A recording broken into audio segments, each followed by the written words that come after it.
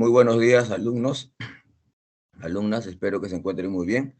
Vamos a iniciar nosotros nuestra clase el día de hoy correspondiente a la segunda parte de la Revolución Francesa, es decir, la etapa republicana de la Revolución Francesa. También vamos a ver nosotros todo lo relativo a la era napoleónica. Vamos a hablar también de la época de la Restauración, cuando cae Napoleón Bonaparte, se inicia una época conocida en la historia como la Restauración, que como lo indica su nombre, se intenta restaurar el antiguo régimen que había caído durante la Revolución Francesa. En esta lucha van a estallar dos revoluciones liberales también en Francia, ¿no? La de 1830 y la de 1848. Por otro lado, también vamos a hablar de las características y los efectos de las llamadas revoluciones industriales, ¿no? El cambio de la economía agrícola o de la producción artesanal por la aparición de las fábricas. A eso se le va a conocer como la revolución industrial, que va a implicar una serie de cambios en todo aspecto político, social, económico. Una de las consecuencias de la aparición de esta revolución industrial fue la aparición y desarrollo de las ideas socialistas. Eso lo vamos a ver en un rato. Mientras tanto, vamos a iniciar nuestra clase, entonces. Estoy compartiendo pantalla, chicos. ¿Se ve la pantalla que estoy compartiendo? Confírmeme, por favor. Sí, profesor, sí se ve. Muy bien. Entonces, empecemos. La segunda etapa de la Revolución Francesa, vamos a ver el día de hoy, el tema relativo a la etapa republicana. Son los dos periodos, los dos momentos de la etapa republicana, la convención y el directorio. Fueron los dos momentos. Bien, entonces, vamos a ver. La convención. Ahora, recapitulemos una parte para entender esto, lo que es la etapa republicana. Recapitulemos. Había estallado la Revolución Francesa, se había aprobado durante el momento de la Asamblea Constituyente, se había aprobado la Declaración de los Derechos del Hombre y del Ciudadano, antes se habían derogado los privilegios feudales del clero y de la nobleza, hubo un intento de fuga del rey, digo intento porque no lo logró, sin embargo al rey se le obligó a firmar la Constitución de 1791, que establecía un gobierno monárquico parlamentario, se establecía. También durante este momento, una vez que se aprueba la monarquía, se inicia la etapa de la Asamblea Legislativa, en la cual aparecen una serie de partidos políticos, como los fuldenses, defensores de la monarquía liberal, los girondinos y los grupos de la montaña, en cambio, eran defensores de una república. La diferencia es que los girondinos eran defensores de una república federal tipo Estados Unidos, es decir, formar estados en toda Francia. En cambio, los grupos de la montaña eran defensores de un gobierno unitario, o sea, todo el poder centrado en París.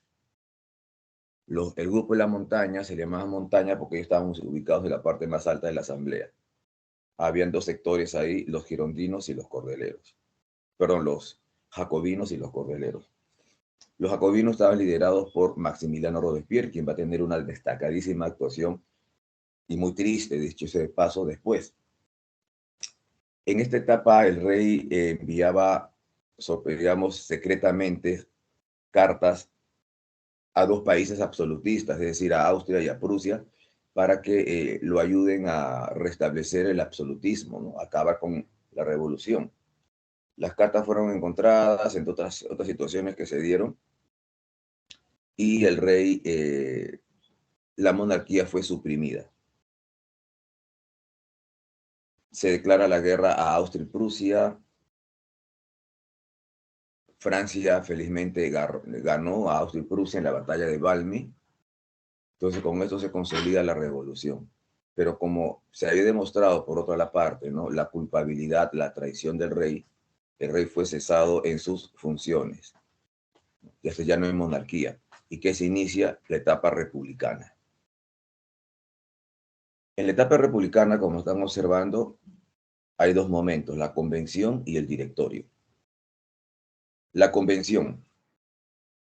Dentro de la convención, y estamos en el momento de la convención,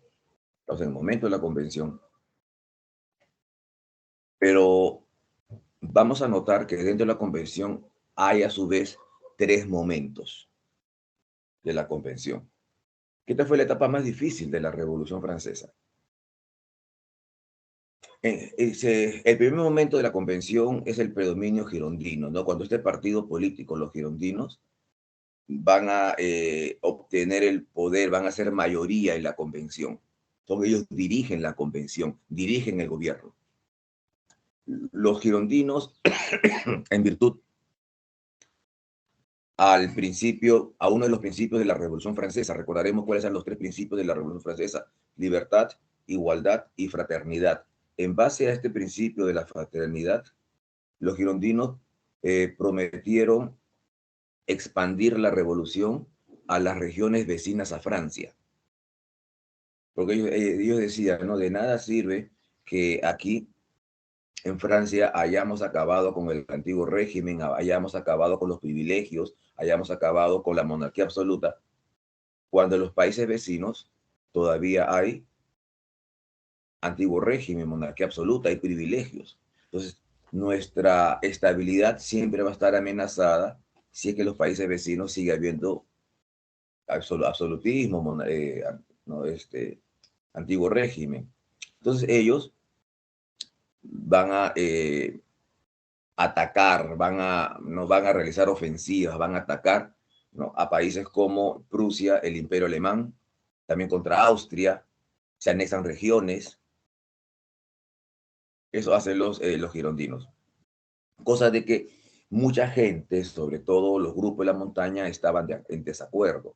Los grupos de la montaña señalaban de que no era momento para expandir la revolución, que primero había que consolidar la revolución en Francia internamente para luego pensar en expandirla. Es decir, no, recién estamos aprendiendo a caminar, estamos gateando, estamos aprendiendo a caminar, ahora cuando de pronto ya quieren hacernos correr. Todavía no, poco a poco, ¿no? Los grupos de la montaña estaban en desacuerdo con esto. También durante la época de los girondinos se fue llevado a la guillotina el rey Luis XVI. Fue llevado a la guillotina, ¿no? Y hemos dicho que se le había acusado de traición, ¿no?, de colaborar con Austria y Prusia. Sin embargo, ¿cuáles fueron las consecuencias de este acto? ¿Cuáles fueron las consecuencias de la ejecución del rey Luis XVI? Ahí estamos viendo la imagen, el rey en la, bueno, y allá en el patíbulo, ya el rey muerto y su cabeza mostrada al público, por ejemplo. ¿Cuáles fueron las consecuencias? Va a haber dos consecuencias. Una a nivel interno, o sea, dentro de Francia, y va a haber otra consecuencia a nivel externo, a nivel internacional, en Europa, que va a ocurrir. Vamos a ver qué me están escribiendo aquí en el chat.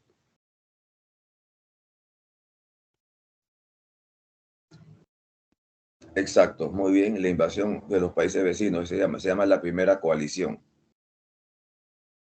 A nivel, no sé, a nivel, y no tan vecinos tampoco, porque Rusia no es un país vecino, pero también Rusia estaba en esta primera coalición. Entonces, a nivel internacional se forma la primera coalición de países enemigos de Francia, ¿no? Entonces, las grandes monarquías de Europa, como Austria, Inglaterra, Prusia, Rusia, España, Holanda, se unen para acabar con la Revolución Francesa.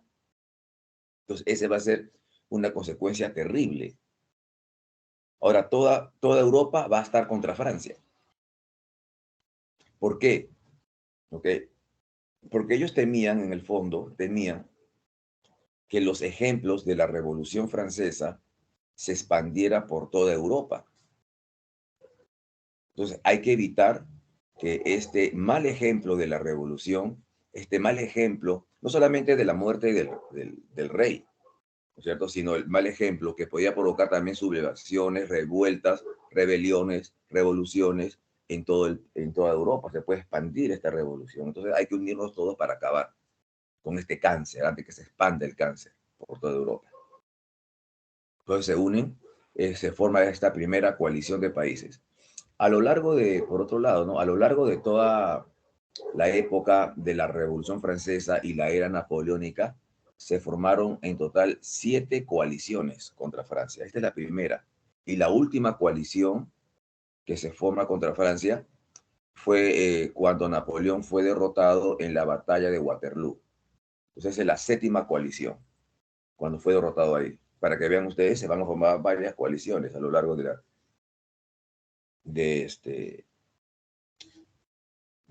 la Revolución Francesa y a lo largo de la época napoleónica.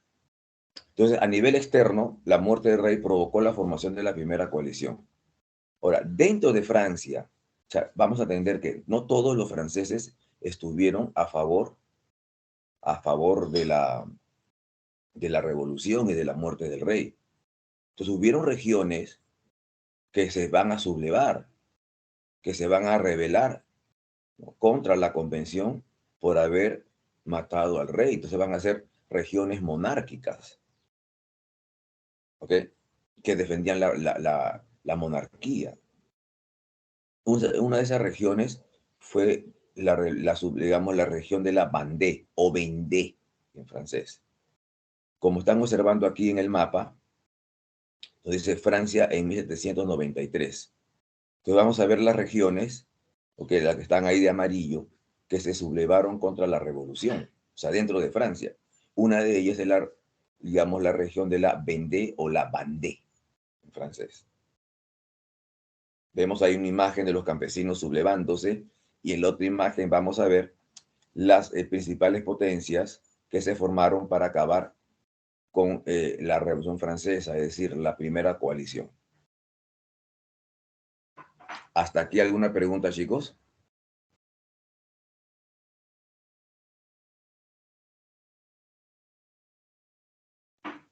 Acá en el chat, Raúl Andrés Gómez me habla de que los países vecinos, no sé, o sea, puede ser, pero no todos son vecinos. Recuerda, Rusia estaba pues muy lejos y no era un país vecino. Ok, entonces sigamos.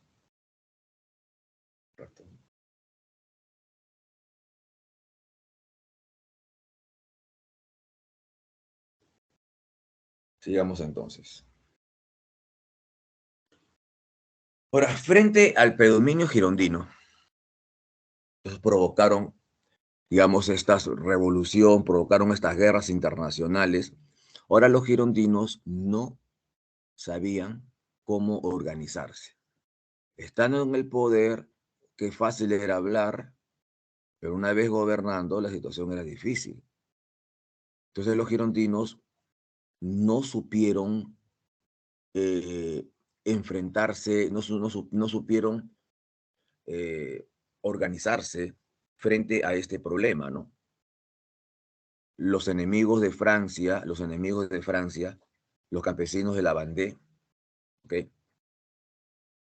y la sublevación de los campesinos, los enemigos de Francia, la primera coalición, y la sublevación de los campesinos de la Vendée. No supieron cómo dirigir la situación. Entonces, a los girondinos se le echó la culpa. Francia estaba amenazada, la Revolución Francesa estaba amenazada por culpa de los girondinos, por su falta de tacto. Los girondinos querían expandir la revolución en toda Europa. Ahora toda Europa se les viene encima. Entonces se les acusó a ellos de incapacidad, de no saber dirigir la revolución.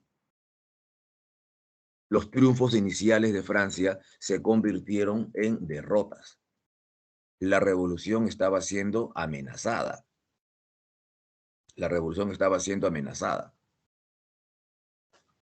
por culpa de la incapacidad de los girondinos.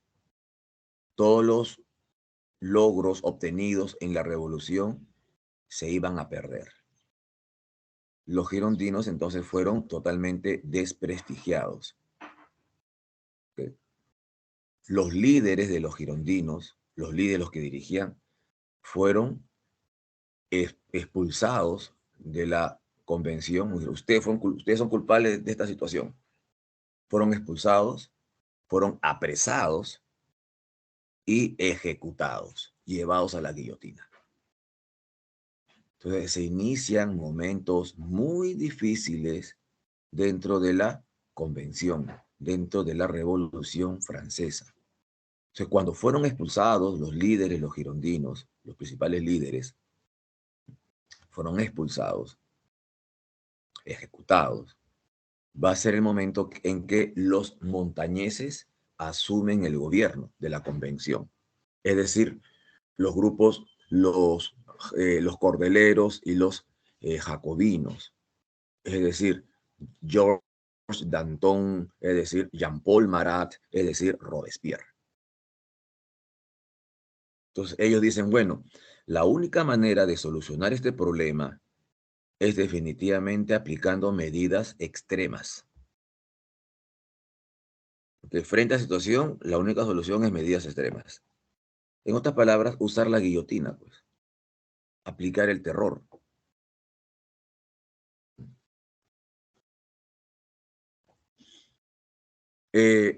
Los montañeses entonces van a formar una serie de comités, como el Comité de Salvación Pública.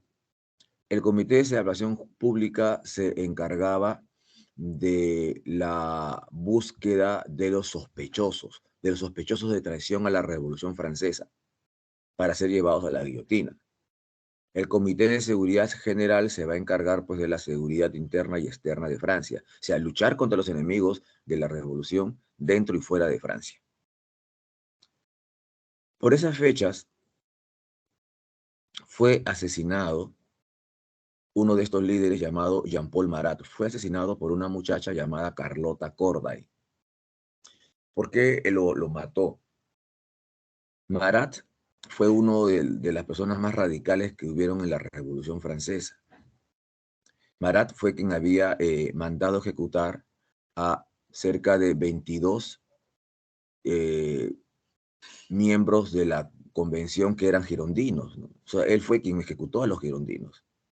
Entonces, Carlota Corday, muchacha girondina, en venganza, asesina a Jean-Paul Marat en su cuarto de baño, como estamos viendo en la imagen.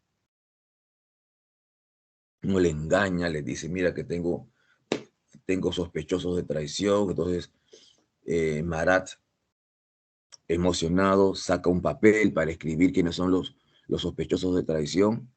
Y en ese momento, mientras él estaba escribiendo, la muchacha se acerca y lo apuñala, matándolo. Por esas fechas, la revolución, repito, se ponía cada vez peor.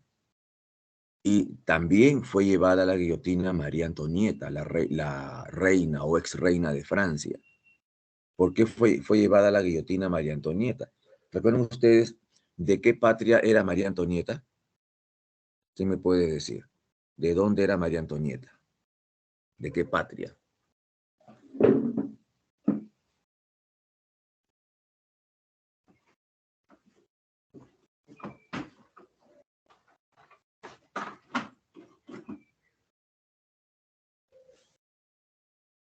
A ver, ¿quién me dice de dónde era María Antonieta?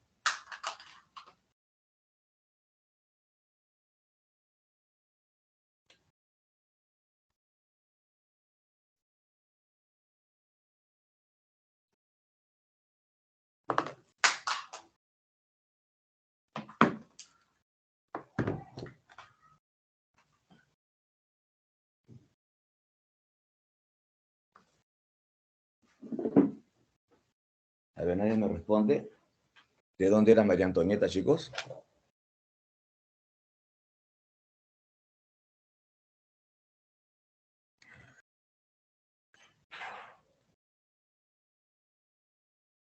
¿De Austria? Claro, María Antonieta era de Austria, no era de Inglaterra. ¿Recuerdan? ¿Quién era la madre de María Antonieta? Hemos hablado de la madre de María Antonieta, de la madre y el hermano de María Antonieta. que eran representantes del despotismo ilustrado en Austria. María Teresa era la madre y su hermano era José II. Y recuerden, Austria fue un país que luchó contra la Revolución Francesa. Entonces a María Antonieta se le acusó de espionaje sin pruebas, ¿ah? Sin pruebas. Entonces fue llevada a la guillotina. Porque la gente ya se estaba un poco que cansando de la Revolución Francesa, de tantas muertes que estaba provocando esto. No, porque mucha gente por salvar su cuello, por no morir en la guillotina, tenía que colaborar con la revolución de una forma u otra, ¿no? Si tenías plata, tenías que colaborar con plata, con impuestos, para financiar la guerra contra los enemigos, ¿ok? Si no tenías plata, entonces tenías que colaborar con la revolución yendo a pelear contra los enemigos de la revolución.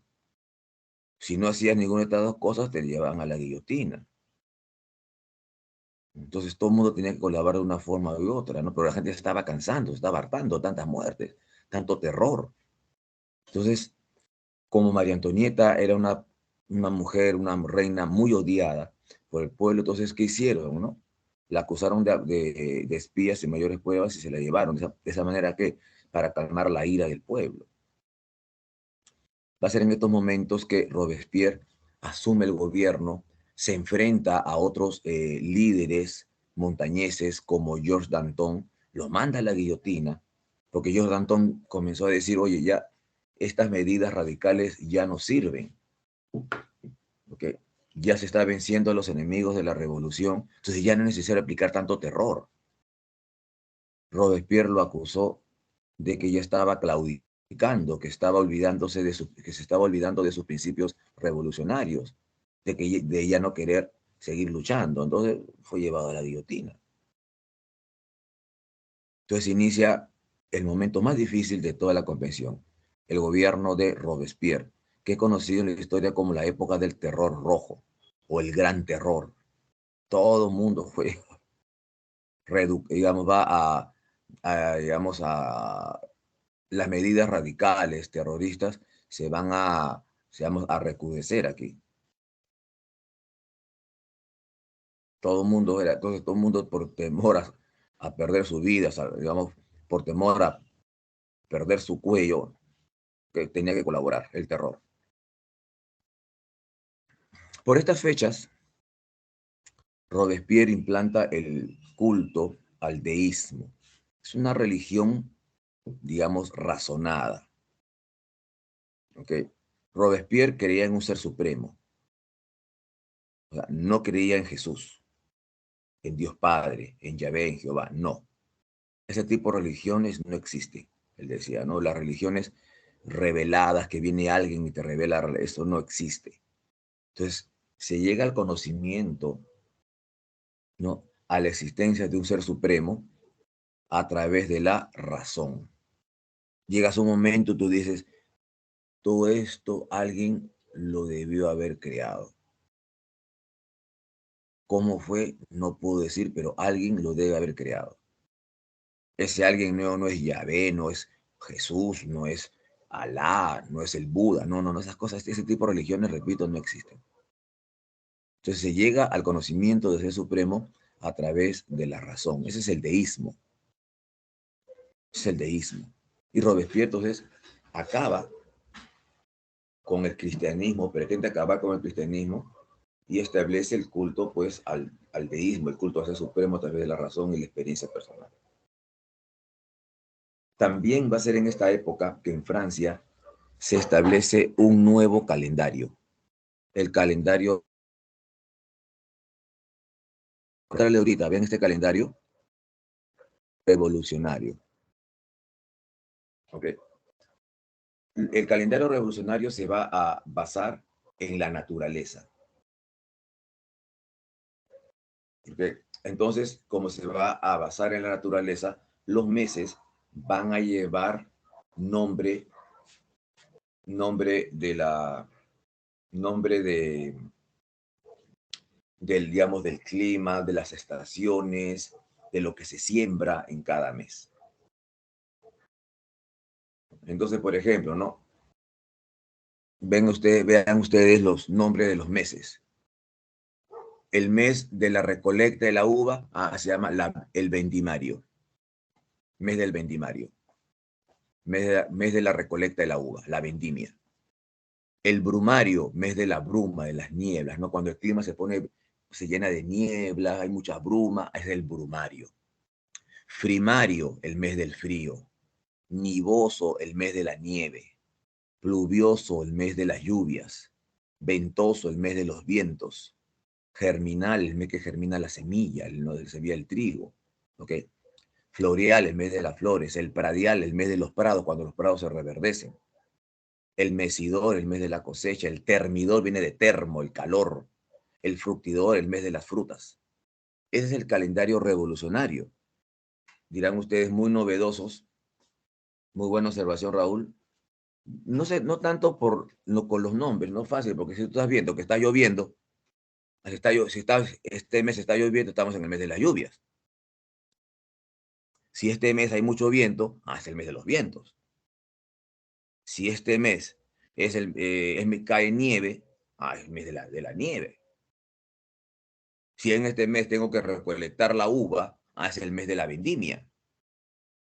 Si en este mes los prados florecen, es el mes de las flores. ¿No? Y como el clima, pues ven ustedes, es estático, no cambia. Pues tú estás en enero, allá en Europa en enero, pues es invierno, cae nieve. O sea, tú no vas a decir que en agosto cae nieve. Entonces, es un calendario basado en la naturaleza.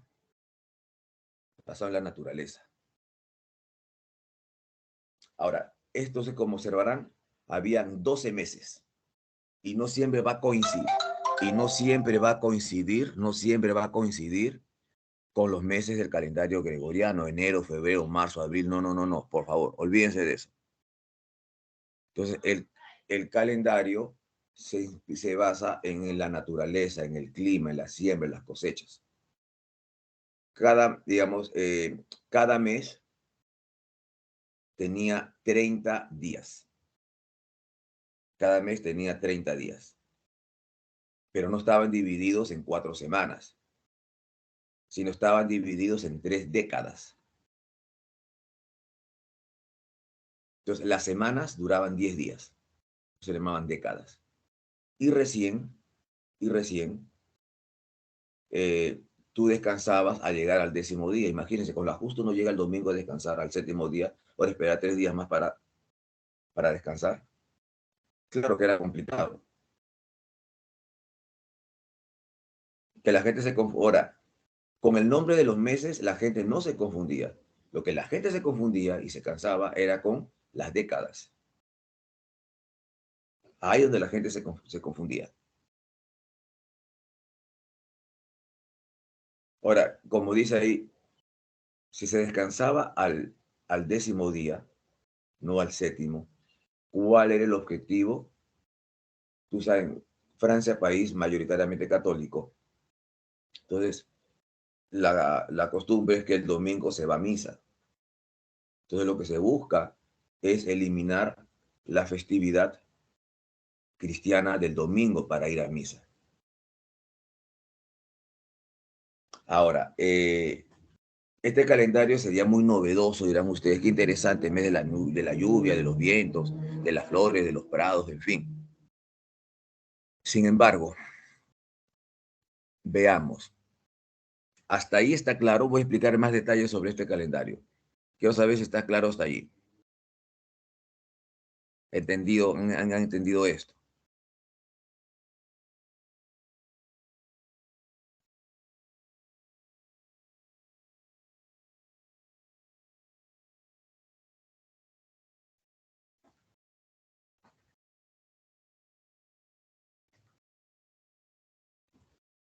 Bien.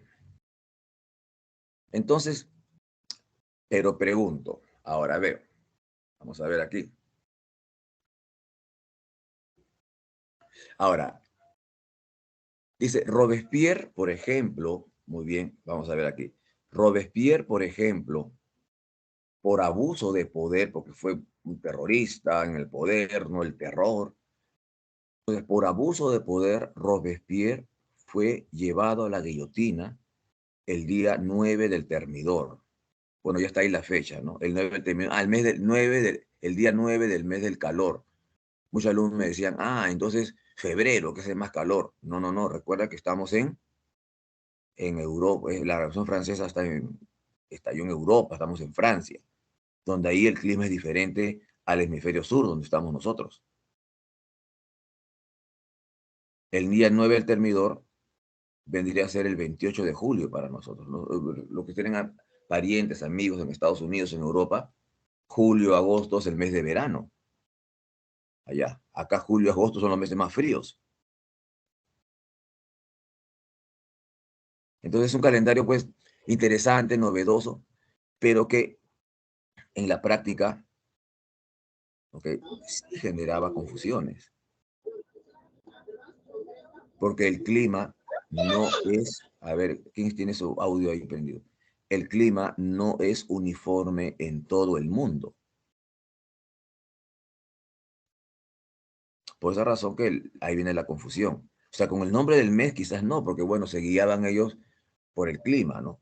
Pero donde la gente se confundía en todo caso es en las décadas, en los años, ahí la gente se confundía, efectivamente. Mm. No, este calendario va a ser derogado luego por Napoleón Bonaparte. Entonces Robespierre fue llevado a la guillotina por abuso de poder.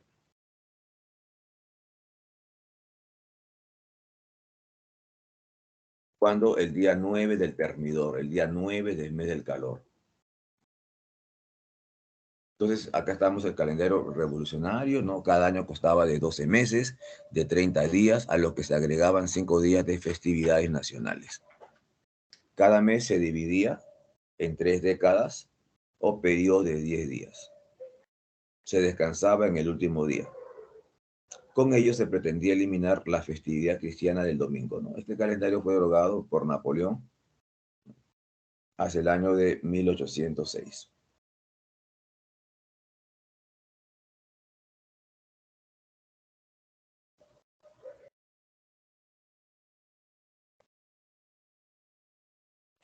Cuando Robespierre fue llevado a la guillotina, se acaba el régimen del terror. Se inicia otro momento un poco más tranquilo, digo un poco nada más, ¿no? No digo totalmente tranquilo, sino un poco más tranquilo de la época de la convención, conocido como la época del terror blanco o reacción termidoriana. ¿Por qué reacción termidoriana? Recuerden ustedes, Robespierre fue ejecutado el día 9 del Termidor, ¿no? Acá vamos de ir. Luego Robespierre fue depuesto y llevado a la guillotina por abuso de poder el 9 del Termidor. Entonces, lo que sigue a la muerte de Robespierre es la reacción termidoriana. El momento después a la muerte de Robespierre, el momento después al 9 del Termidor, reacción termidoriana. También conocido como el terror blanco. Es un terror más suave, ya no el terror rojo de la época de Robespierre. En otras palabras, los montañeses, los grupos girondín, los grupos de la montaña como los jacobinos, la gente de Robespierre, ahora que Robespierre, su líder, fue llevado a la guillotina, fue muerto. Entonces, esta gente ahora pasan de ser perseguidores, pasan ellos a ser perseguidos. Entonces, un terror más selectivo. Antes, el terror era contra cualquiera. Ahora no. La persecución, el terror más selectivo, son solamente a quién? A los terroristas, a la gente que había colaborado con Robespierre, a los montañeses. Sin embargo, sin embargo, se estaba persiguiendo a los montañeses, ¿no? A los antiguos terroristas, a los jacobinos. ¿Qué va a ocurrir? Los realistas, los monárquicos, al ver que digamos que los montañeses, que los grupos más radicales, los terroristas estaban siendo perseguidos, los monárquicos, los realistas, pretendían regresar. al poder. Es en esos momentos pues que los diputados que habían sobrevivido a la época del terror comenzaron a decir, no, no, no, estamos saliendo del terrorismo, pero no para preparar el camino a los monárquicos. No, o sea, ninguno ni otro. Por eso viene la frase, ¿no? ¿Qué frase se pone de moda aquí? Guerra al terrorismo y al realismo. O sea, a los dos extremos les cae. No queremos que hayan monárquicos, mucho menos que, digamos, continuar con el terrorismo. O sea, estos de los diputados que sobreviven a esta época tratan de mantenerse al margen de los dos extremos, ¿no? Va a ser en esta época que la primera coalición de países enemigos de Francia se disuelve, ¿no? España, por ejemplo, firma la paz, Prusia firma la paz, Holanda firma la paz, Rusia se retira. Entonces, la primera coalición se disolvió. Sin embargo, como dice allí, los dos países que van a continuar peleando, luchando durante todas las coaliciones, o casi todas, fueron Inglaterra y Austria. Sobre todo Inglaterra va a estar presente en todas las coaliciones.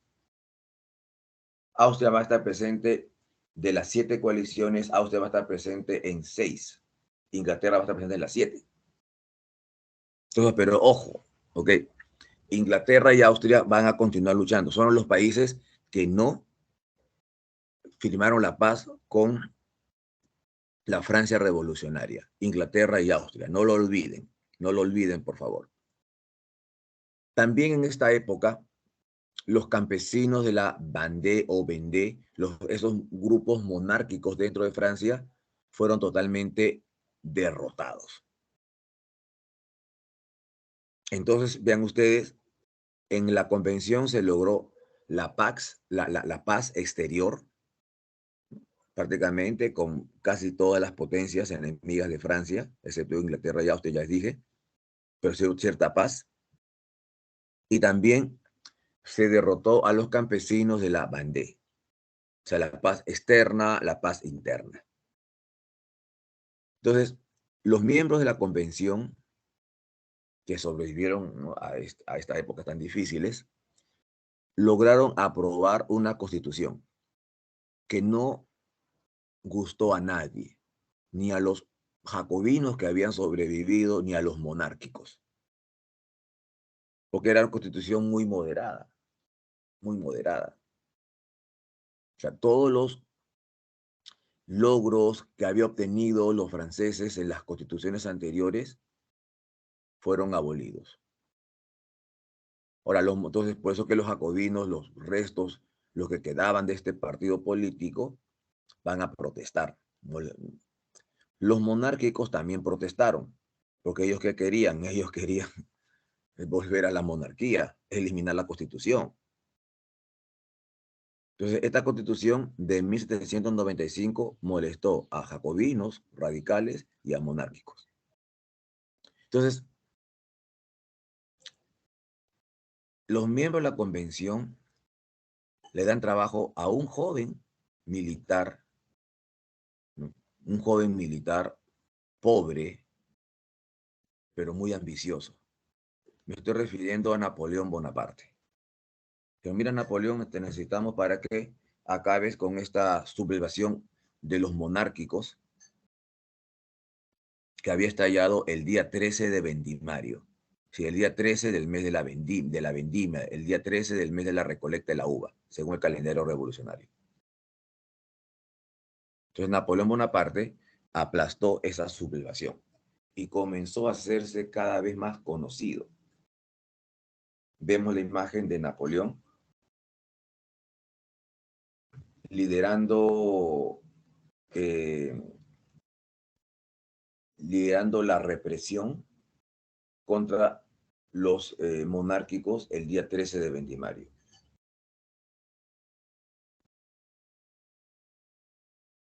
Luego, terminada la convención, se aprobó esa constitución, entonces la Constitución que establecía el gobierno de un directorio. Un directorio, van a gobernar 5 directores. 5 directores. O sea, para evitar, pues, el que uno de ellos lidere, digamos, tenga todo el poder. Entonces se establece que hayan 5 directores. Usamos el directorio. Estos directores estuvieron presididos por Jean-Paul Barras, ¿no? Entonces, Jean-Paul Barras era un conocido de Napoleón Bonaparte, ¿no? Jean-Paul Barras. Vamos a ver ese detalle. Barras, entonces, él va a dirigir el directorio, ¿no? El gobierno de estos 5 directores. Por otro lado, estos 5 directores son personas que se caracterizaron por sus actos de corrupción. Ahora, mal que bien, eh, personajes como Danton, Marat o el mismo Robespierre eran personajes idealistas. Quizás sean muy radicales, hayan sido terroristas, todo lo que quieran, pero hay que reconocer que fueron personas idealistas, que ellos quisieron llegar al poder no para enriquecerse, sino para aplicar los principios de la Revolución Francesa. Quizás sus métodos, sobre todo el de Robespierre, no era nada del correcto. Pero eso a Robespierre, a quien le decían el incorruptible, a Robespierre le decían el incorruptible. Nadie va a negar que Robespierre, digamos, no quería, digamos, nadie va a negar que Robespierre estaba en contra, digamos, de la corrupción. Él no buscaba enriquecerse, buscaba aplicar los principios de la revolución. Entonces, estos líderes, Robespierre, Danton, Marat, entre otros, van a morir durante la revolución defendiendo sus ideales. Quizás la forma como la que quisieron aplicar no era la correcta. En cambio, los miembros del directorio, estos 5 directores presididos por Jean-Paul Barras, sí buscaban enriquecerse. Entonces, muertos los grandes líderes de la revolución, ¿quiénes quedaron? Los revolucionarios de segunda fila, los rateros. Entonces, el directorio se caracterizó por sus actos de corrupción. Bueno, están los miembros del Poder Legislativo, el Consejo de los Ancianos, que son los senadores, y el Consejo de los 500, que son los diputados. Recuerden ustedes de que les dije, 2 países siguieron luchando contra la Revolución Francesa. Esos 2 países fueron Austria e Inglaterra.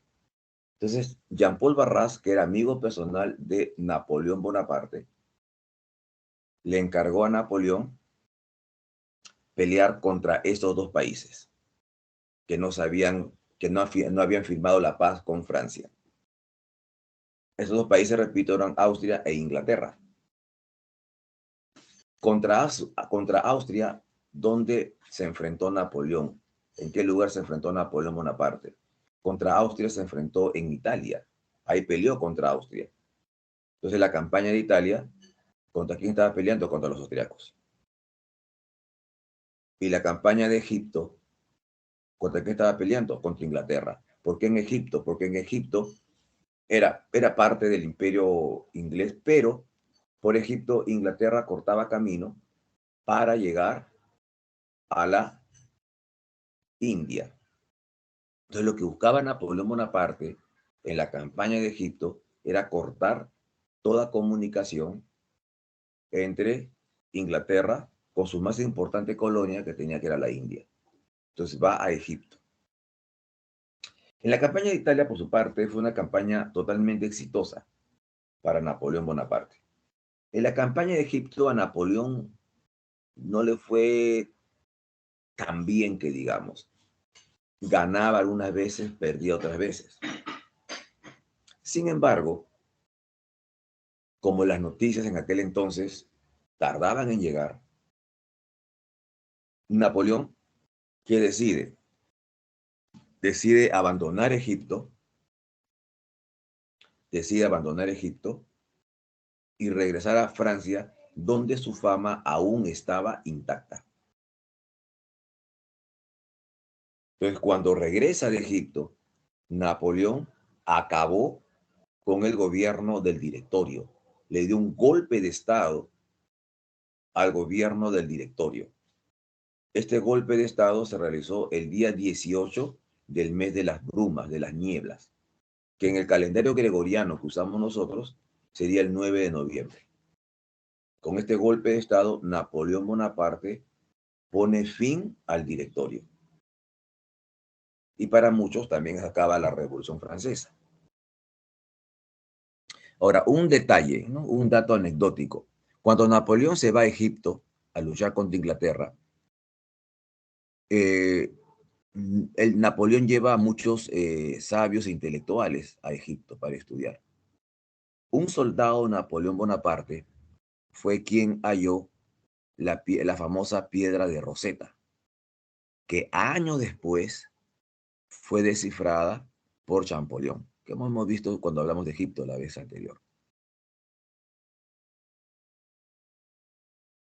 Ya vemos a Napoleón Bonaparte y el golpe de estado del 18 de Brumario. ¿Hasta aquí alguna pregunta, chicos?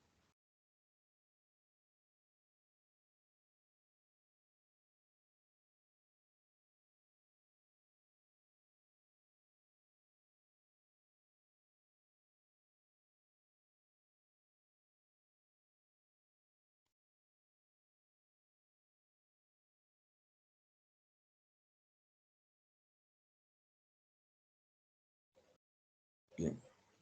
¿Ninguna entonces, Carla? Muy bien. ¿Qué dice el resto?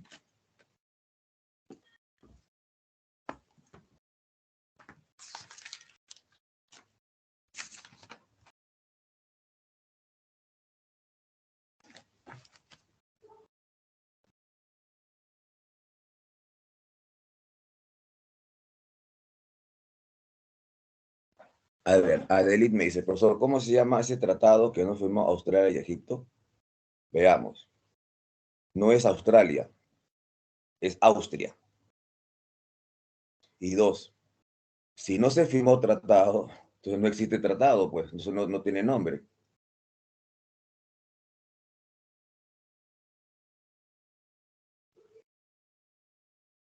¿Entendiste, Adelit?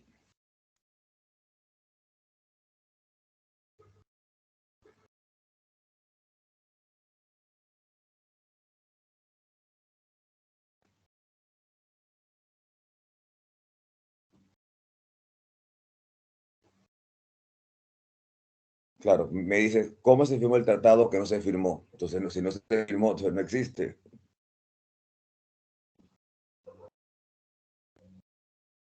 ¿Entendiste, Adelit?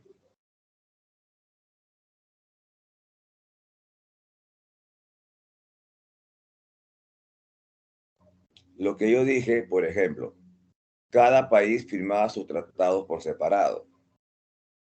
Entonces, Inglaterra y Austria firmaron, pues no firmaron los tratados, por ejemplo, ¿no? Con España, con Holanda se firmaron la paz de Basilea, la paz, o sea, cada país tenía su paz, ¿no? La paz de la Haya, en fin, eso de cada país, pero Austria e Inglaterra no firmaron ninguna paz, pues eso no existió.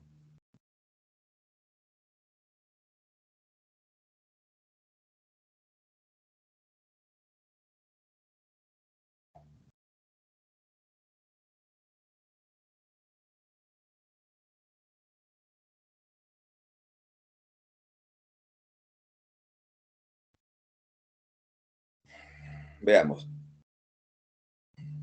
el consulado. Entonces, una vez que Napoleón dio el golpe de estado del 18 de Brumario, establece el gobierno del consulado. Van a gobernar 3 cónsules, aparentemente con idénticos poderes. El primer cónsul va a ser Napoleón Bonaparte. El segundo cónsul fue Emmanuel Joseph Sieyès. Y el tercer cónsul, Roger Ducos. En la teoría, los 3 cónsules debían tener el mismo poder. Pero en la práctica, quien tenía todo el poder era Napoleón Bonaparte. El consulado es considerado como una etapa de transición. Como una etapa de transición. Okay, una etapa de transición al imperio. Entonces, aquí Napoleón Bonaparte, en el consulado, Napoleón Bonaparte, prepara el camino para su imperio. Entonces aquí estaba preparando, ¿no? Quiero pacificar Francia, quiero ordenar las cosas en Francia para luego ser coronado emperador. En el consulado, nuevamente Napoleón se enfrenta a Austria y la derrota en la batalla de Marengo. Es aquí, en este periodo, que con Austria se firma la paz de Lunéville, o sea, no en el periodo anterior.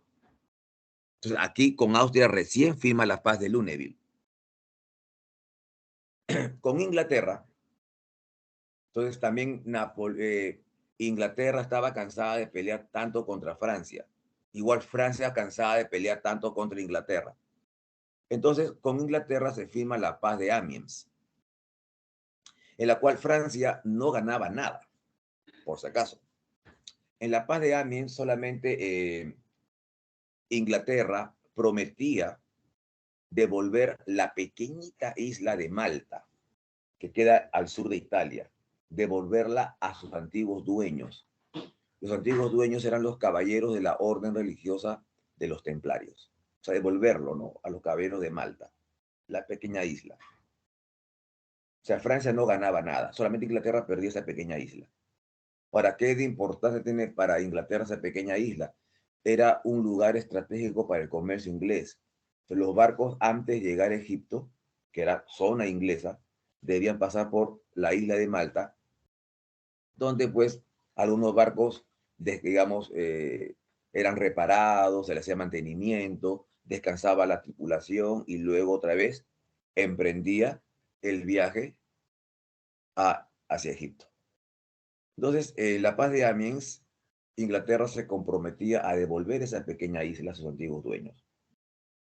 Inglaterra firmó esa paz, pero nunca la cumplió. O sea, jamás, no abandonó la isla de Malta. Entonces, paz con Inglaterra, paz con Austria y finalmente también una paz con la Iglesia Católica.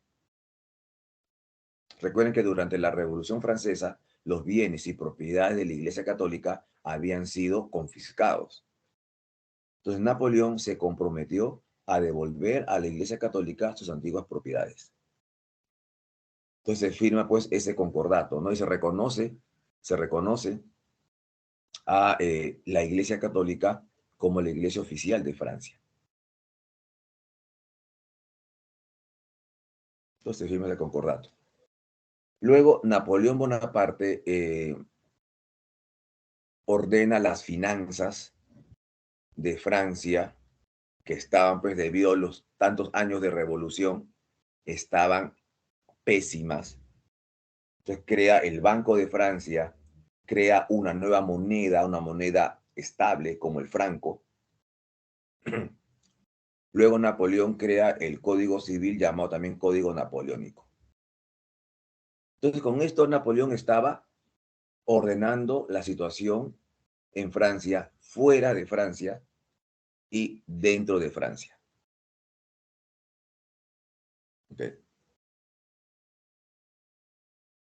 Entonces luego Napoleón establece que su consulado debe ser vitalicio.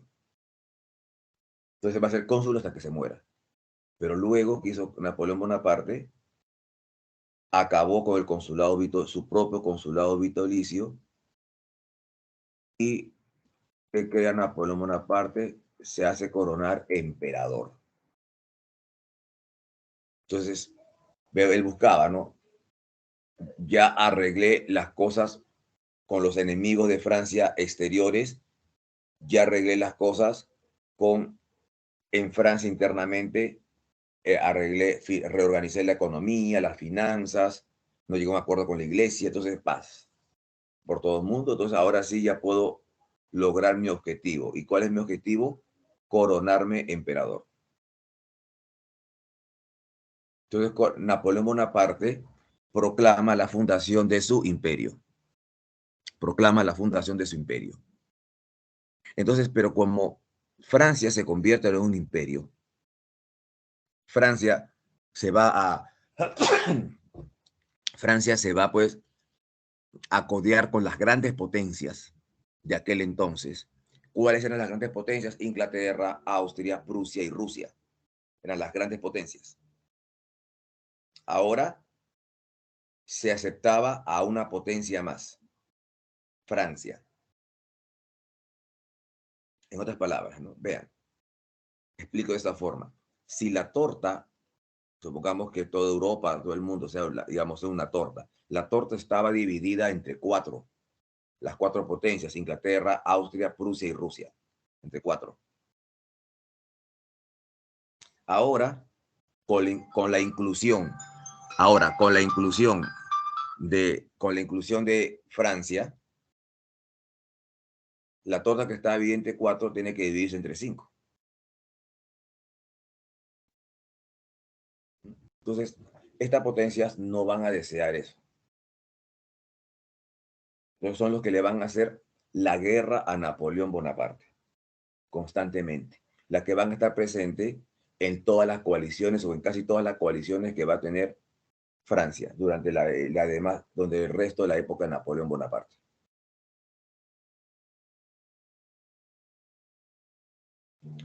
¿Hasta aquí alguna pregunta?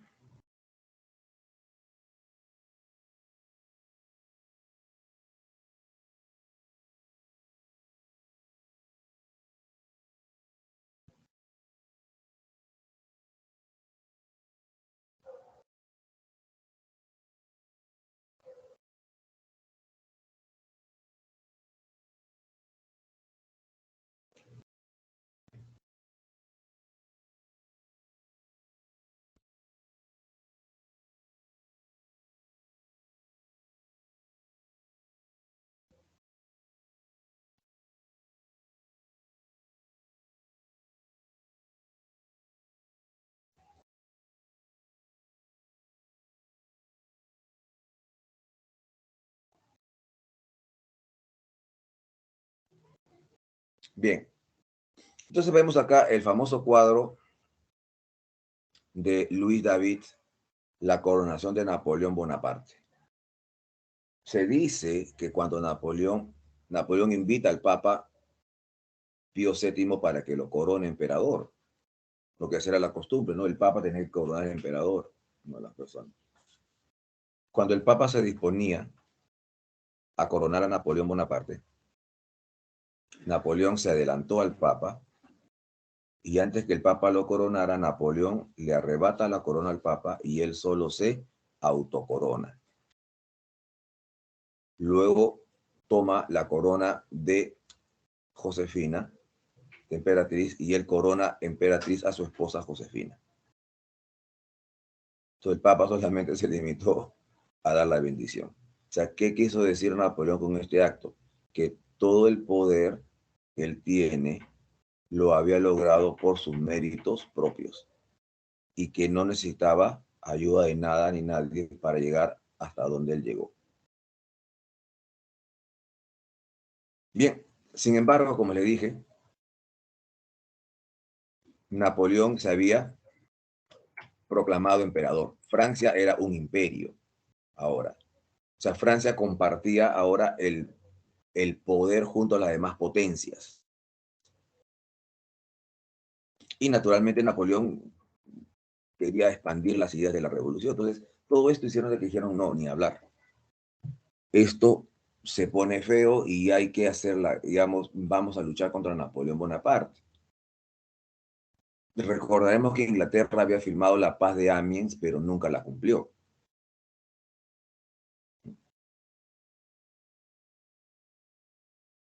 Entonces, se van a realizar, pues, nuevas coaliciones, nuevos enfrentamientos, Por ejemplo, tenemos la batalla de Austerlitz, que es considerada como la batalla modelo de Napoleón Bonaparte, hoy también llamada la batalla de los tres emperadores. En teoría, las tropas de Austria o del Imperio Alemán, en esa época Austria dirigía el CIRG, el Imperio Alemán, y las tropas de Rusia, okay, eran superiores a las napoleónicas, a las francesas, pero en la práctica Napoleón los derrotó, ¿no? Los rodeó y los derrotó, a cada uno por separado. Es de la batalla de Austerlitz, también conocida como la batalla modelo de Napoleón, o batalla de los tres emperadores. Estaba Napoleón, Francisco II del CIRG, que luego de esto se disolvió el CIRG, el Imperio Alemán, y Francisco II quedó solamente como soberano de Austria. Entonces en Austria va a ser el primer Francisco. Ahora, mientras tanto, mientras Napoleón tenía ese triunfo en Austerlitz, poco antes Napoleón había tenido un triunfo en la batalla de Ulm, pero los planes de Napoleón de invadir Francia, los planes de Napoleón de invadir Inglaterra, quedaron totalmente truncos. Porque Napoleón se entera que su flota naval había sido derrotada en el combate de Trafalgar. Entonces jamás pudo Napoleón Bonaparte concretar sus planes de invadir Inglaterra. Luego Napoleón se enfrenta a los prusianos y los derrota en la batalla de Jena. Luego Napoleón entra a Berlín, la capital de Prusia en aquel entonces. Recuerden ustedes, les dije, ¿no?, que Prusia es la futura Alemania, le dije que se pasaba. Entonces acá Napoleón derrota al ejército prusiano, que era considerado en la fecha como el mejor que tenía toda Europa, era el ejército de Prusia. Napoleón los derrota en la batalla de Jena y entra a la capital de Prusia, la ciudad de Berlín. Ahí vamos a ver lo que hizo en Berlín. Contra los rusos, que lograron escapar en la batalla de Austerlitz, se enfrenta Napoleón contra Austria y Rusia, le dije. Los rusos lograron escapar y salvar lo mejor de sus tropas. Entonces Napoleón se enfrenta a los rusos en la batalla de Eylau y Friedland. Para los especialistas en las guerras napoleónicas, la batalla de Eylau fue una de las batallas más sangrientas de todas las guerras napoleónicas. Entonces no se puede decir que Napoleón derrotó a los rusos. No. Esa batalla de Eylau fue un empate total. Y la batalla de Friedland fue algo ligero triunfo de Napoleón, pero muy ligero. Entonces, ¿por qué digo esto?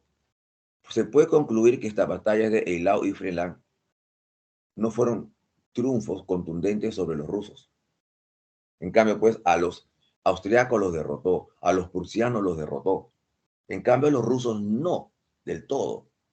Por eso que con Rusia, Napoleón va a entablar otro tipo de relación. A los rusos los va a tratar de aliados. Austria vencida, país súbdito. Prusia vencida, país súbdito. En cambio, Rusia, aliados. Firma con el zar de Rusia la paz de Tilsit, formándose así la alianza franco-rusa. Ojo entonces, Austria derrotada en Austerlitz.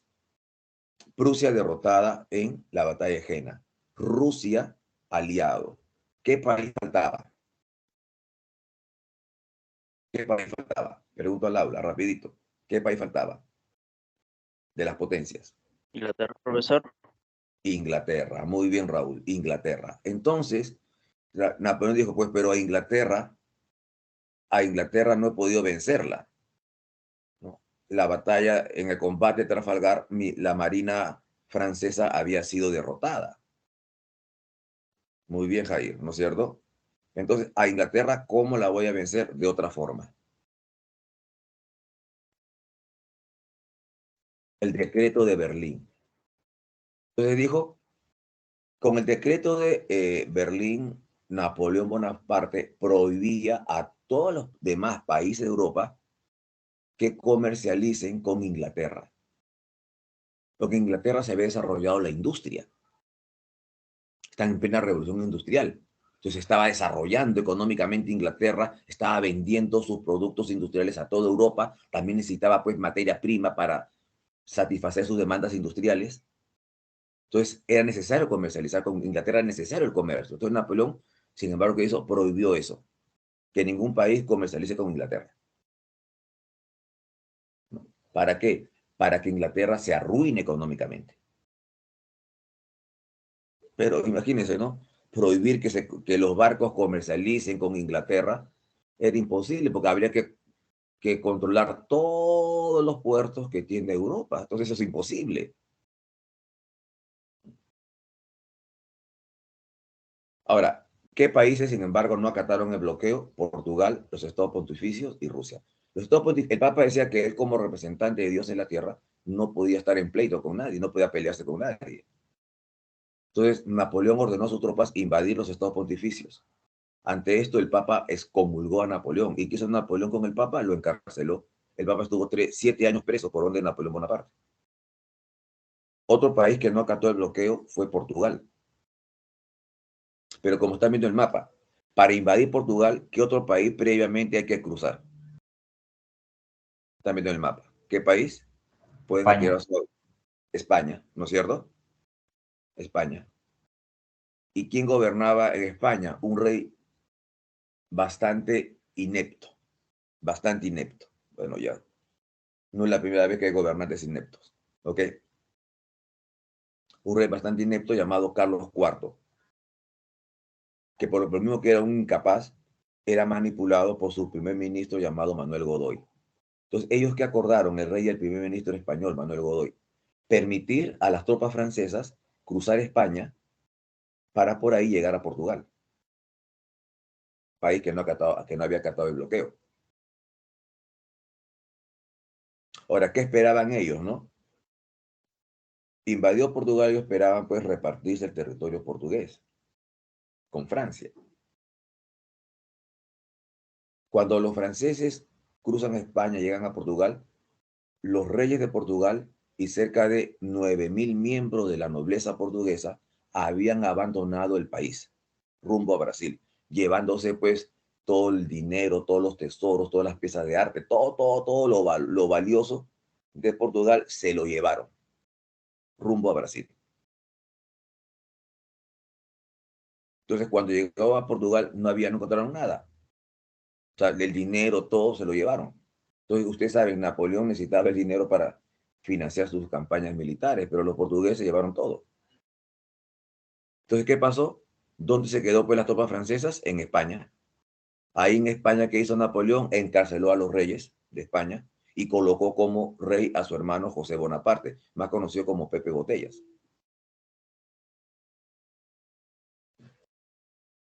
Definitivamente el pueblo español no va a aceptar esto. Y toda España se subleva. Toda España se subleva contra los franceses, contra José Bonaparte. Es las dos batallas que van a... Bueno, estas son las batallas más, pero hubo muchas más batallas. Pero estas dos batallas fueron contundentes triunfos de España frente a las tropas napoleónicas. Hay que reconocer que si España triunfó fue gracias al apoyo de Inglaterra, ¿no? Que financiaba, ¿okay? Colaboraba económicamente con los españoles. Otro país que no acató el bloqueo fue Rusia. Entonces Napoleón decide atacar a Rusia. Ahora, recuerden ustedes que con Rusia había un pacto. Eran aliados. Ahora, pero los rusos se molestaron con Napoleón. ¿Por qué? Porque Napoleón impedía a los rusos expandirse por otras partes. Oye, pero el acuerdo fue este, entonces Napoleón impedía cualquier cosa. Por ejemplo, Napoleón, o sea, los rusos siempre habían tenido planes expansionistas sobre Polonia. Entonces Napoleón quería quitarle tierras a, a Rusia, quitarle Polonia, ¿no? Entonces, como ese tipo de cosas, entonces impedía que Rusia se expandiera. Entonces todo esto molestó al zar de Rusia y el zar, por lo tanto, rompe el pacto que había firmado con Francia y decide el zar no acatar el bloqueo contra Inglaterra. Ante esto, Napoleón preparó un poderoso ejército, muy superior a los rusos. Los rusos, en vista al poderío napoleónico, ¿qué decidieron?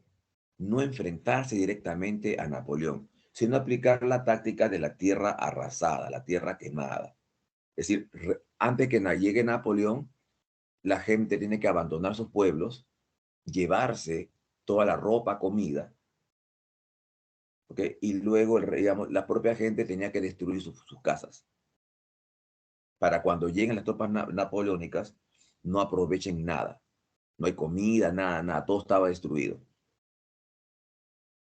Antes de llegar a Moscú, sin embargo, hubo un gran combate, el combate de una batalla, la batalla de Moscova, que fue terrible para ambas partes. Fue terrible la batalla de Moscova. Pero vean ustedes, Napoleón entraba a Rusia y no encontraba absolutamente nada. Todo estaba quemado, incendiado, no había ropa, no había comida, cómo alimentar a sus tropas. Y luego viene esta batalla de Moscova, que fue terrible para ambas partes. Luego, una semana después de la batalla de Moscova, Napoleón hacía su ingreso a Moscú, una ciudad vacía, que al poco tiempo, como estamos viendo en la imagen, los propios rusos incendiaron Moscú. Entonces, no había pues lugar donde descansar, donde pernoctar, no había comida, no había ropa, todo estaba incendiado, todo estaba quemado. Esa es la táctica de la tierra arrasada que dio muy buenos resultados. Napoleón estuvo un mes en Moscú esperando respuestas del zar, enviaba mensajes al zar, diciéndole que se rinda, que entregue dinero, que la rendición iba a ser bastante beneficiosa, no iba a ser tan dura, todas esas cosas, pero el zar nunca respondió absolutamente nada. Y para mala suerte, pues los soldados de Napoleón se morían de hambre. No había ropa, comida, calzado, no había nada. Y para ahondar la mala suerte, el invierno se estaba adelantando. Entonces Napoleón, ¿qué tuvo que hacer? Tuvo que retirarse de Rusia, retirarse de Moscú, sin haber conquistado y obtenido absolutamente nada. O sea, por gusto fue a Rusia. Su ejército fue totalmente debilitado. Chicos, si la ida fue mala, el regreso fue catastrófico, como estamos viendo las imágenes. El invierno, la lluvia, debilitó totalmente sus fuerzas. Los soldados que quedaban heridos, rezagados, cansados, enfermos, quedaban rezagados en esas inmensidades, en plena nieve. Llegaban las tropas rusas y remataban a los soldados que quedaban pues rezagados en el camino. Aquí Napoleón perdió las 4/5 partes de todo su ejército. Se dice que Napoleón había llevado cerca de 500.000 hombres. Cuando Napoleón sale de Rusia le quedaron solamente 100.000. Ese debilitamiento de Napoleón Bonaparte fue aprovechado por sus enemigos, quienes se van a unir en la sexta coalición y derrotan a Napoleón Bonaparte en la batalla de Leipzig. Batalla conocida también como la batalla de las naciones. Después de esto, Napoleón tuvo que renunciar, abdicar a su trono y se le desterró a la isla de Elba, frente a las costas de Italia. Entonces, al Napoleón haber renunciado al trono, en Francia se inicia la época de la Restauración. Regresan los antiguos, la antigua familia Borbón, no, la familia que había gobernado Francia antes de la Revolución Francesa. Gobierna el hermano de Luis XVI, gobierna como Luis XVIII. Pero como dice ahí, fue un rey muy impopular. La impopularidad de Luis XVIII hizo que Napoleón escapara de su destierro en la isla de Elba y regresara a Francia. O sea, los soldados que habían ido a pelear contra Napoleón, que iban a atraparlo, okay, cuando Napoleón se presenta ante ellos, ¿no? Y les grite que van a matar a su general, yo que he peleado junto con ustedes antes, Entonces los soldados, en vez de apresarlo, lo aclamaron, como estamos viendo en la imagen. Entonces Napoleón regresa a Francia e inicia su gobierno de 100 días. Profe, ¿por qué 100 días? Porque gobernó solamente 100 días. Entonces, las potencias forman la séptima coalición, principalmente Inglaterra, ¿okay?, y Prusia, y logran derrotar a Napoleón en la batalla de Waterloo. Luego de esta batalla, Napoleón fue apresado y conducido a su destierro definitivo en la isla de Santa Elena, en el sur de África, una isla lejana, donde Napoleón fue desterrado, donde prácticamente Napoleón no tuvo privacidad. Al parecer, Napoleón fue envenenado de a pocos, falleciendo el 5 de mayo de 1821. Ahí vemos imágenes del destierro de Napoleón en la isla de Santa Elena y de su muerte.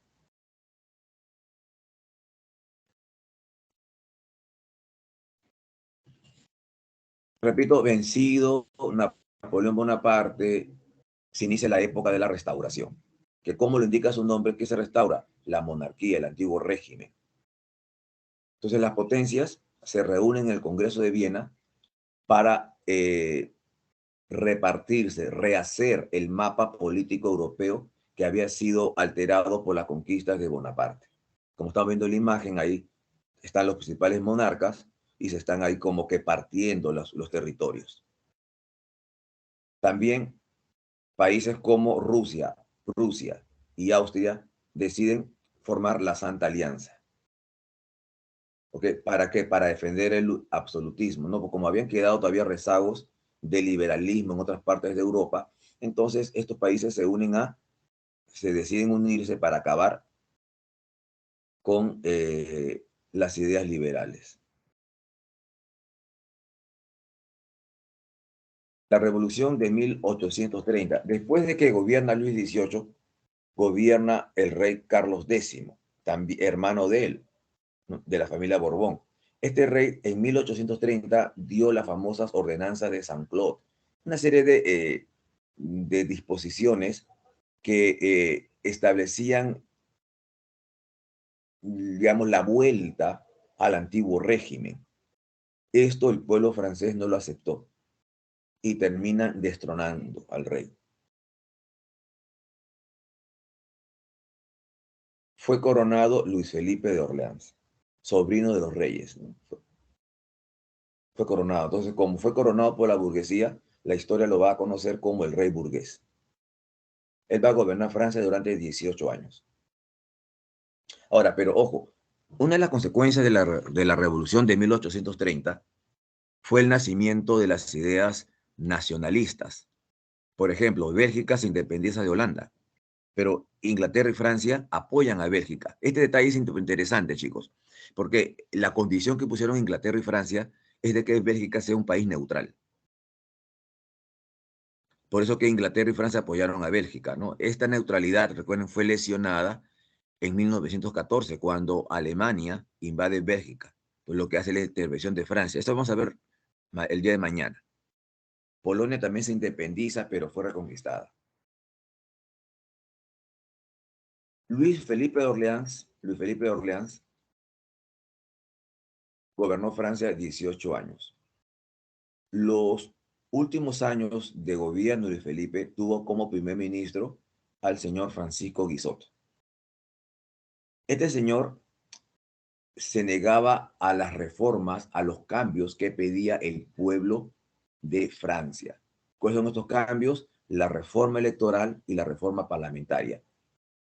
Antes solamente votaban los ricos, clases medias no votaba. Entonces, la burguesía que exigía que la clase media también votara. Entonces pedía una reforma electoral. Al haber más electores, deben haber más parlamentarios. Francisco Guizot se negó a esto. Y esto que provocó que el rey que apoyaba a Francisco Guizot fuera destronado. El rey huyó. Entonces, al no haber reyes en Francia, que se funda la Segunda República Francesa, cuyo presidente fue un sobrino de Napoleón Bonaparte, llamado Luis Napoleón Bonaparte.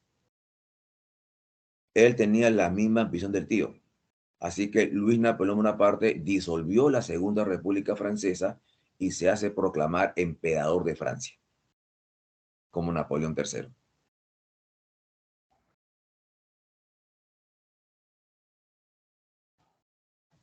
De aquí pasamos a ver rápidamente de las revoluciones industriales.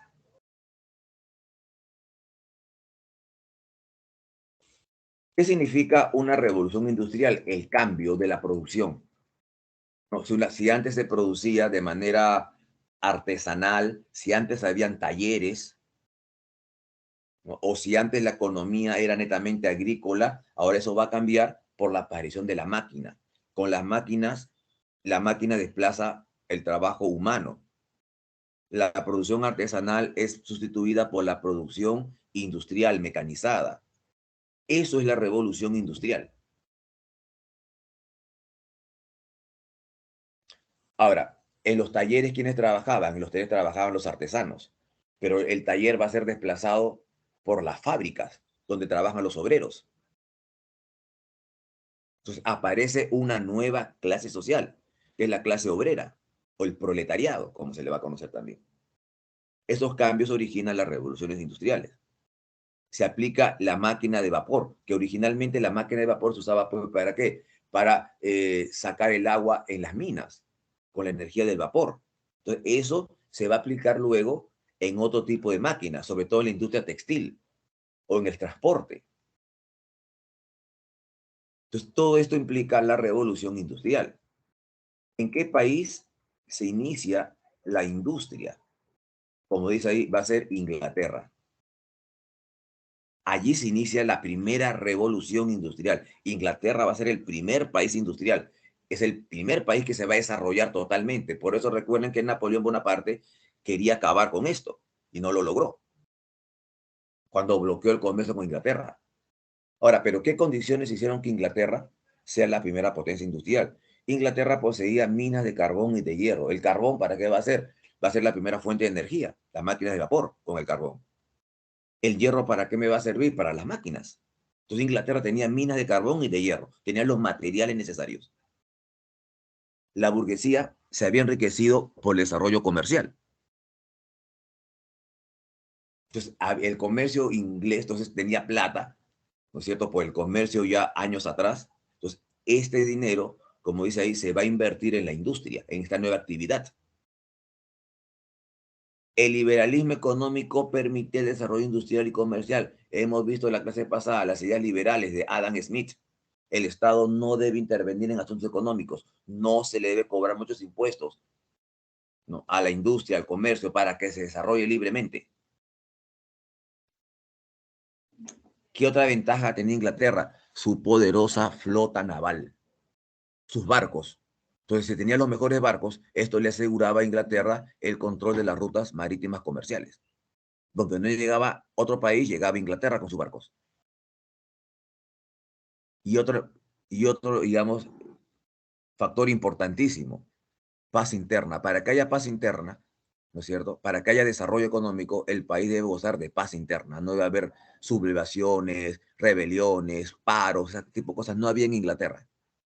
Entonces, todas estas condiciones hicieron de que Inglaterra se desarrolle la industria.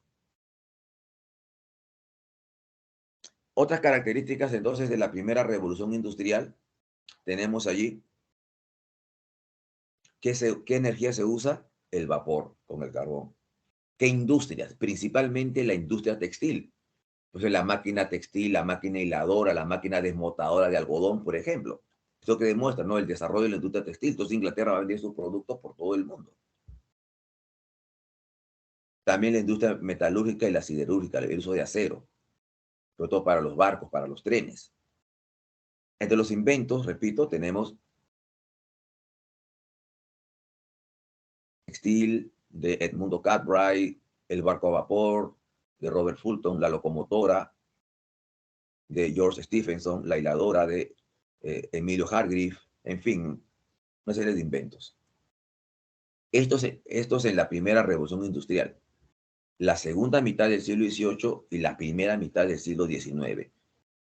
¿En qué lugar? En Inglaterra. Tenemos algunos inventos: la máquina de vapor, la máquina de hilar, la máquina textil, el barco a vapor, la locomotora y casi al final el telégrafo. La segunda revolución industrial se inicia la segunda mitad del siglo XIX hasta el estallido de la Primera Guerra Mundial. Entonces, a Inglaterra, que era la primera potencia industrial, le aparecen ahora rivales, países que van a competir con Inglaterra por los mercados mundiales. Países como Estados Unidos, Alemania, Francia, Japón, países, entre otros países, que van a competir por los mercados mundiales. Por eso que esta segunda revolución industrial, en ese sentido, fue más agresiva que en la primera revolución industrial, porque Inglaterra tenía colonias por todo el mundo para defender, para de esa manera entablar sus relaciones comerciales, para buscar materia prima, para vender sus productos, para controlar el comercio. Pero ahora estos países también van a necesitar colonias, van a querer intervenir en esos mercados. Por eso viene la rivalidad entre estos países por la lucha, por la competencia colonial, por la competencia por los mercados. Y esa es una de las causas que originó la Primera Guerra Mundial. Entonces, en ese sentido, esta segunda revolución industrial fue un poco más agresiva que la primera, por la competencia entre las potencias, por la búsqueda de colonias, de recursos, de materias primas. ¿Qué energía se va a usar? Los inventos de esta época van a funcionar o con electricidad o con petróleo. Las industrias. ¿Qué industria se va a desarrollar? La industria automotriz, automóviles, aviones, por ejemplo. ¿Qué otra industria? La industria eléctrica, fonógrafo, teléfono, la bomba eléctrica, el foco. ¿Qué industria también? La industria química, las vacunas, las pastillas, ¿okay? Entre otras cosas, ¿no? Los abonos fertilizantes, ya no los abonos naturales. Entonces, ¿qué prueba esto? La industria química. El mercado mundial, no ves que estos países van a tener colonias por todo el mundo, entonces el mercado que van a atender estos países va a ser mundial. En el aspecto social se desarrollan los sindicatos. Entonces los obreros que eran explotados, entonces van a formar sindicatos para defender sus ideas, sus intereses en todo caso. Acá tenemos algunos inventos de la segunda revolución industrial, como el teléfono del norteamericano Alexander Graham Bell, el fonógrafo de Thomas Alva Edison y el aeroplano de los hermanos Wright Wilbur y Orville Wright, el cinematógrafo de los hermanos Lumière, Luis y Augusto Lumière, los primeros automóviles aparecen. ¿Cuáles fueron las consecuencias de las revoluciones industriales? Desarrollo del capitalismo. ¿Qué tipo de capitalismo? Capitalismo industrial. Los capitales, el dinero sale de la industria. Los inventos que demuestran un avance de la ciencia y la tecnología. Pero les dije, aparece una nueva clase social. Antes no habían obreros, no había proletarios porque no habían fábricas. ¿Estamos de acuerdo? Ahora hay fábricas. Entonces, la gente que trabaja en las fábricas son los obreros. ¿No? Estos van a ir reemplazando a los artesanos que trabajaban en los talleres. Ya no hay eso y desaparece. O se pasa a un segundo plano. Estallan nuevos conflictos sociales. Si antes, por ejemplo, en el antiguo régimen se enfrentaba la burguesía contra los grupos privilegiados como clero y nobleza, ahora con la revolución industrial, la lucha se limita a de quiénes. La burguesía o clase capitalista se enfrenta a quién? A los obreros o clase proletaria. Para defender los intereses de los obreros aparecen nuevas ideologías como el socialismo, el comunismo, el anarquismo. Inventos como el telégrafo, como el barco a vapor, como la locomotora, como el teléfono, por ejemplo, que demuestran el progreso en los transportes y las comunicaciones. Nuevo orden económico. Se desarrolla el imperialismo. Profe, ¿qué es el imperialismo? He puesto ahí el concepto. El imperialismo es el dominio político, económico, territorial y o cultural de una potencia sobre un país menor. O sea, ¿por qué una potencia va a querer dominar un país menor? Para extraerle, ¿qué cosa? Materias primas. O para vender ahí sus productos. ¿Ok? O domina un país menor porque por ahí puede controlar las rutas comerciales. Entonces, ¿qué busca una potencia? Mantener un nivel competitivo, obtener prestigio internacional, como dice ahí. Y por otro lado, estimular el sentimiento nacional. Somos ingleses, somos los mejores. Soy alemán, son los mejores.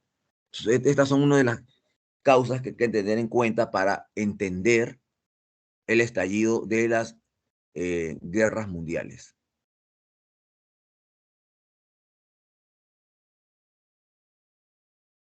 Les dije que una de las consecuencias de la revolución industrial fue la aparición de las ideas socialistas.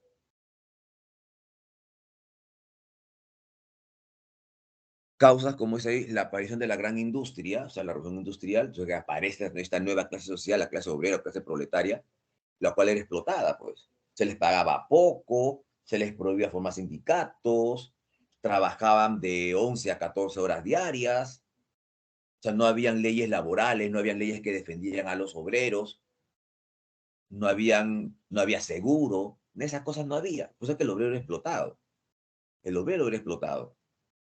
Ahora, el liberalismo, recuerden ustedes qué decía el liberalismo, la escuela de Adam Smith, que decían que el Estado no tiene que meterse en asuntos económicos, que la economía se desarrolle sola. Entonces, el exceso de liberalismo perjudicaba a los obreros porque no había nadie que los defendiera.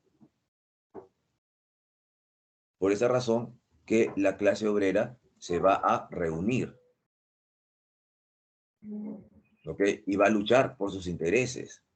Aparecen por esa razón las ideas socialistas, que pretenden defender los intereses de la clase obrera. Hasta ahí está claro, chicos, para continuar con lo que queda.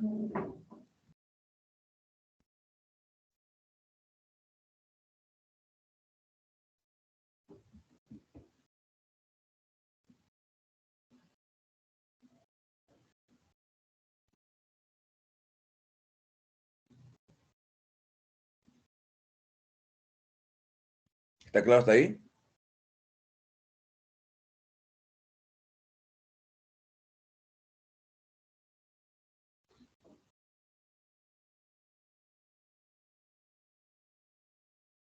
¿Está claro, chicos?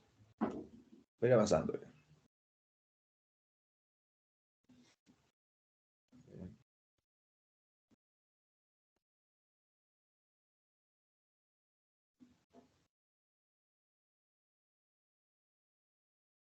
Ok, gracias. Entonces continúo. Entonces aparecen las ideas socialistas.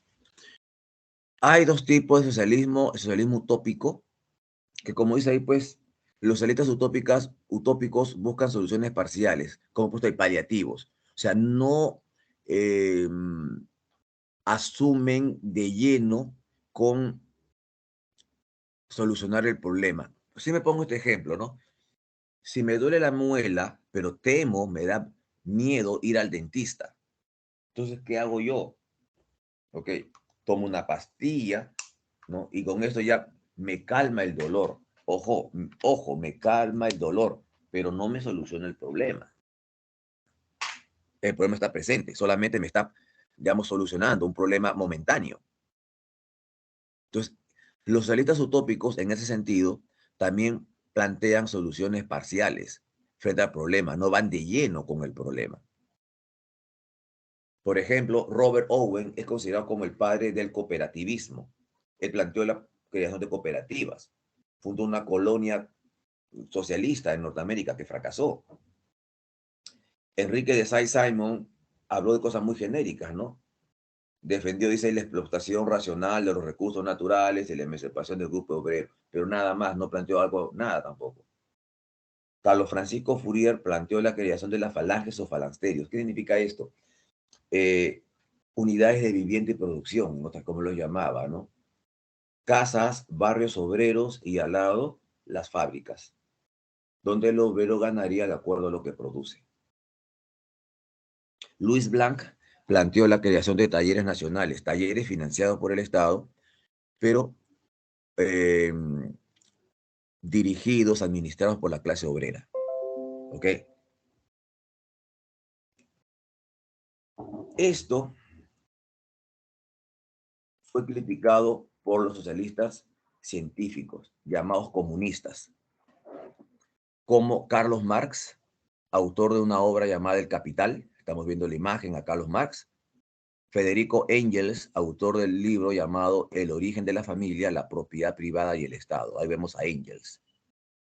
Ambos escribieron juntos el manifiesto del Partido Comunista.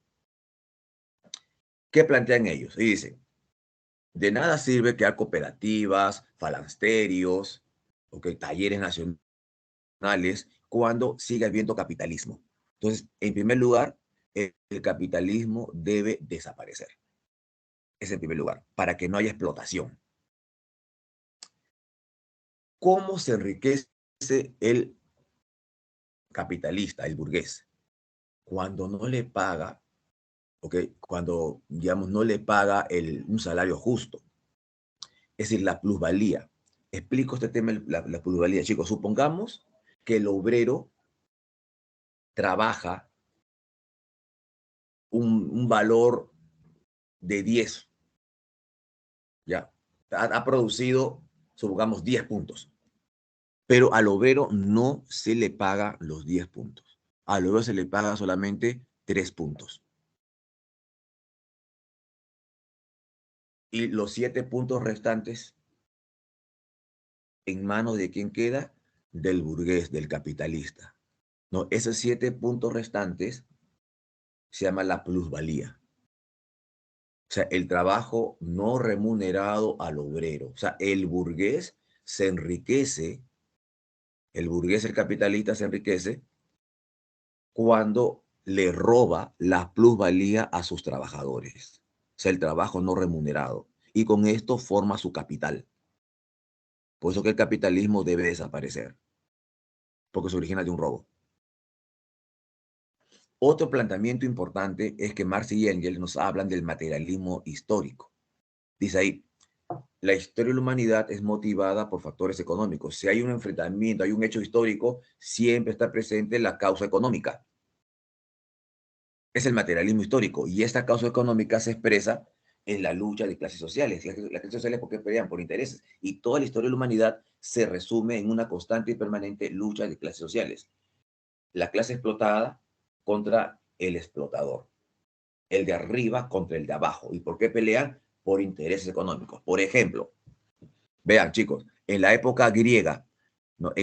Recordaremos, en Esparta se enfrentaban los espartiatas contra los hilotas o esclavos. En la época romana eran los patricios contra los plebeyos. En la época medieval era la nobleza feudal contra los siervos, contra los campesinos. En los talleres, recuerden, el maestro explotaba al aprendiz y al oficial, los talleres de artesanos. En la edad moderna eran pues los grupos privilegiados, clero y nobleza contra la burguesía. Y en esta época industrial, ¿quién se enfrenta? La burguesía capitalista contra la clase obrera proletaria. ¿Y por qué pelean ellos? Por intereses económicos. Entonces, en eso se resume la historia de la humanidad, en una constante y permanente lucha de clases sociales que se enfrentan por intereses económicos. Ese es el materialismo histórico. ¿Cuándo esto debe acabar? Dicen ellos, ¿no? Cuando el obrero, mediante la revolución, tome el gobierno y los medios de producción se estaticen, se nacionalicen, todo pasan a manos del Estado para que haya un reparto equitativo de la riqueza. Es lo que ellos dicen. Por eso que Marx y Engels escriben juntos el Manifiesto Comunista, en la cual plantean esto, la confiscación de la renta de la tierra, fuertes impuestos a los capitalistas, desaparición de la propiedad privada y la herencia, no hay propiedad privada, no hay herencia, Los medios de producción como las fábricas, las minas, las tierras, todo debe ser controlado por el Estado, porque no hay propiedad privada. La banca también debe ser controlada por el Estado. Es lo que plantean ellos. ¿Alguna pregunta hasta aquí, chicos? Para pasarle a darle las claves.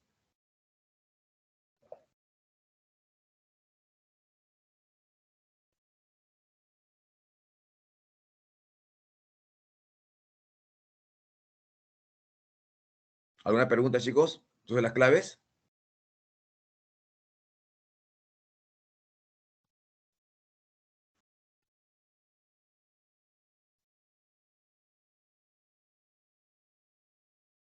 Entonces paso a darle las claves, a ver si es que no hay...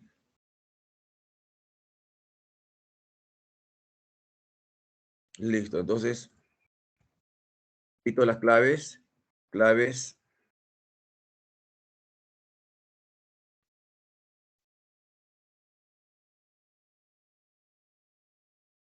ok, perfecto. Entonces,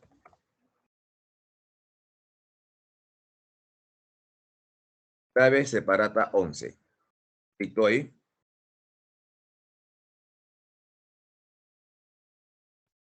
1 de... Ahí debe, la primera pregunta, ojo chicos, debe ser, no formó parte de la coalición, de la primera coalición, por si acaso, ¿no? 1 de, 2 de, también, de dedo, 3 B de beso,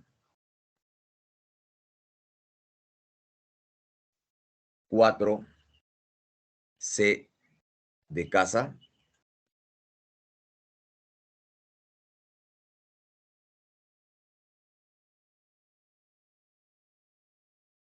5 también C de casa,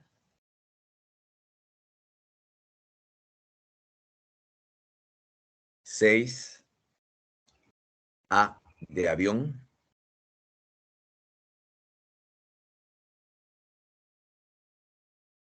7 C de casa,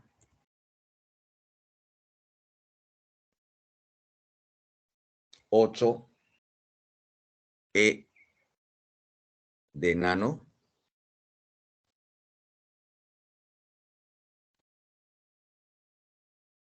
9 también E de enano, son varios con E,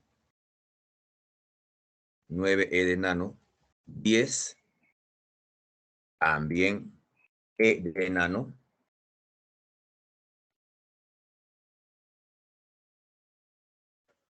11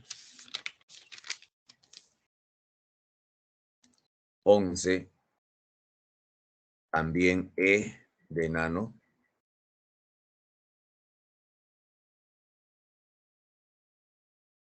12 E de dedo,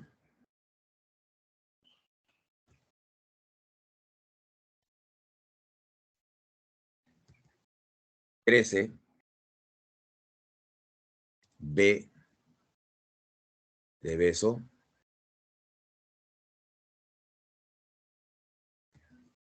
14 B de beso, 15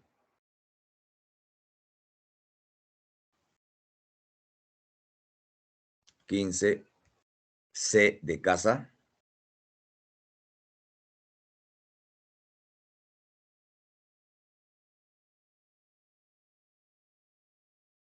16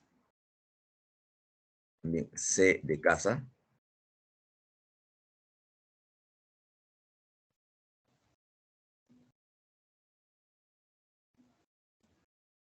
17 D de dedo,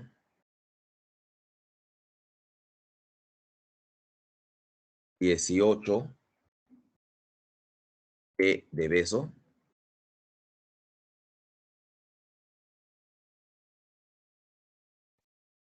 XIX, E de enano.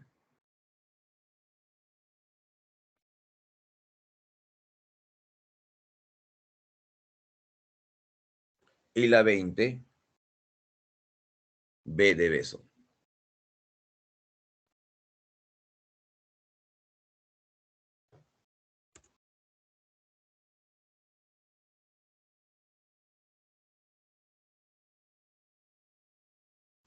Bien, chicos, eso es todo por hoy.